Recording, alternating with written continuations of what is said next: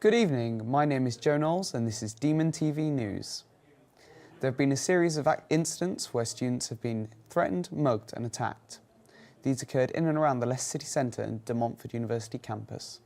Students posted about these in many Society and Freshers pages to warn us to try and stay safe when walking home in the dark.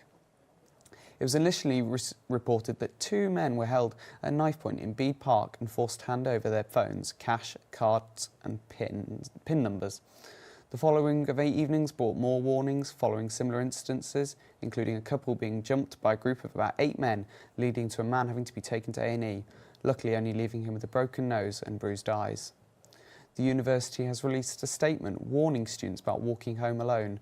They said that they are taking this very seriously and are working closely with the police as student welfare is their utmost priority. Any victims or witnesses were encouraged to report it to the police or university security team immediately. In response to these instances, they have increased patrols to 24-hour on-campus security, and they had a meeting on Monday with student group committees to promote student safety. Since the statement, a section of Narborough Road was off bounds and those living in the street had to stay inside as a man was shot in the leg when police were attending a premises on Equity Road. A 24-year-old man has been arrested on suspicion of firearms offences. In other news, last Thursday the university held a 24-hour event with global goals to discuss the range of vital issues our planet is currently facing. This consisted of talks about topics such as gender equality, climate action and zero hunger from the Vice-Chancellor of the university, as well as student workshops for each goal. Between the hours of midnight and 6 AM, they also grouped together to make packages for refugees with the help of DMU Local. Many staff and students took part in this event, contributing to the variety of talks raising awareness. De Montfort has also got a variety of events for Black History Month going on. They've already had a talk by the legendary sprinter Tommy Smith, who set the world record for 200-metre sprint at the 1968 Olympics, which stood for 44 years. There are many more talks which can be found on the events calendar on De Montfort University's website. One of the upcoming events is a showcase of different performances telling the story of BAME, humans through the last 100 years. This event is taking place on the 30th of October and has got the theme Decades or Cultures, so to be sure to dress up if you attend. Figures released by the Higher Education Statistics Agency have shown that now more than a quarter of students graduate with a first. This is up from 16% in 2012 to 13. In the early 1990s, only 8% of students achieved a first. This can possibly endanger the prestigious reputation UK universities hold and the value a degree might have, causing issues for students, employers and universities alike. Universities can decide their own degree grades as they are their own degree awarding bodies. To reassure that the value of a UK degree is ongoing, measurements are brought into place. One of those is the Teaching Excellence and Student Outcomes Framework, TEF, which was introduced in June 2017 to rank all universities. This will now be further expanded by rating individual subjects taking into account dropout rates, graduation outcomes and student feedback. This is in the hopes of discouraging universities from undermining their own degree qualifications. What can be said for the other side of the debate, however, is that there are multiple factors which could possibly attribute to higher grades for students, such as greater investment in teaching and technology, students working harder, and a rising quality of intake of students. In the meantime, a cross-party parliamentary report has said that domestic abuse and stalkers should be forced to sign a national register, just like the sex offenders list, such as rapists and paedophiles. This is to give greater protection to the victims. The Commons Home Affairs Committee backed this call under the proposals.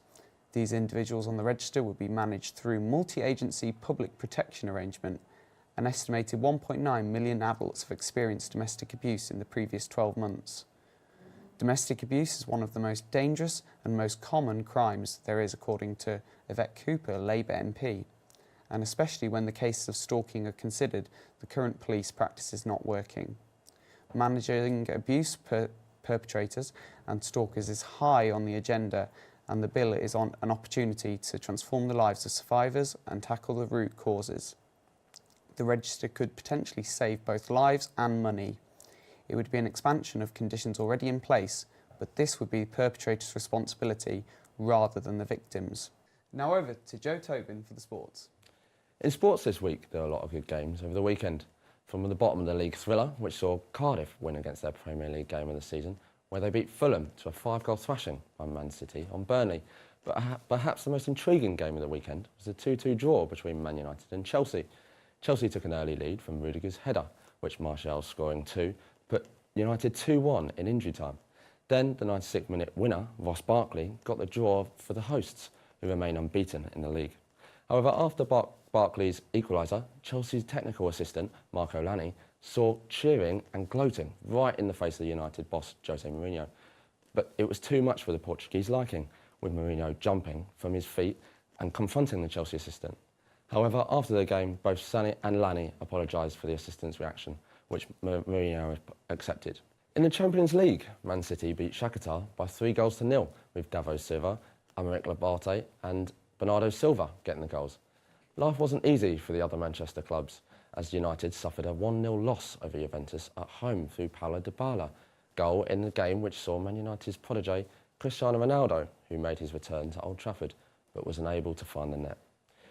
In the Wednesday Champions League game, Liverpool recorded a 4-0 win over Red Star Belgrade, which saw Liverpool back to its winning ways in the Champions League, after their away defeat to Napoli in the last round. Salah bagged himself 2 goals, along with Mane and Firmino finding the net.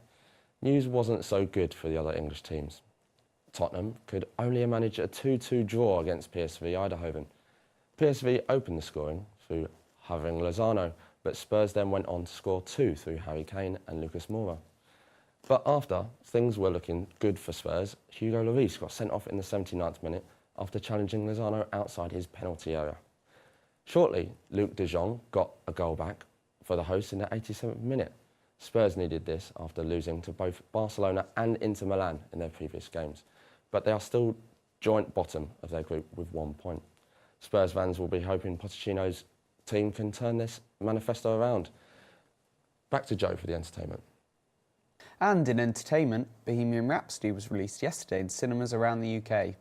It is a biopic of the world-changing band Queen, with a focus on their frontman, Freddie Mercury, played by Rami Malek. The film traces the history of the band and plays out their rise to fame through their iconic songs and revolutionary sound. Meanwhile, the countdown to Halloween is on, with less than a week until the big day, and the UK has already caught the fever.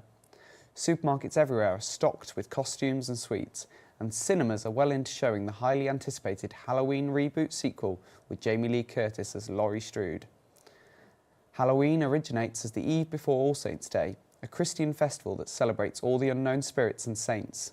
It is also thought to have ties to the Gaelic festival of Samhain, which marked the end of the harvest and the beginning of the winter. This time is closely associated with the death of crops. It is believed that on this evening, the dead would return as ghosts looking for hospitality. Empty seats were often left at the table and around the fire to welcome them. Well, that's all for the news at DMU, the UK and beyond. If you've got any stories you want to see covered, please let us know in the comments. I've been Joe Knowles and this has been DemonTV News, and we'll see you next time.